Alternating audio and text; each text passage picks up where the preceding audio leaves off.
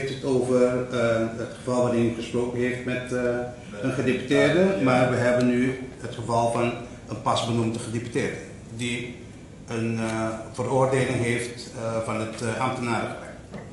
De ambtenaar die u net noemde, die gedeputeerde die gisteren geïnstalleerd heeft, als ik het goed begrijp, is zijn zaak nog gaande. En het speelt ook met het andere, want de meneer is in hoger beroep gegaan als het goed is en dat moet nog behandeld worden als het goed is. En ik weet niet anders dan dat hij bezig is met zijn advocaat en zijn voormalige werkgever om daar ook bij te komen. En dan niet blijkt, of dat niet de periode, moeten we hen de kans geven om dat te doen, om terug te komen. Enkele twee vragen heb ik. Eentje over infrastructuur en ook airlift. Ja. Meneer Plasterk, we hebben grote problemen met de airlift op de eilanden. We hebben grote problemen met de airlift tussen de eilanden.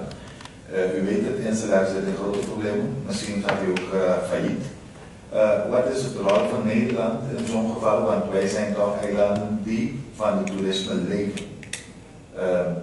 Kan Nederland helpen met airlift? En het is ook toch wel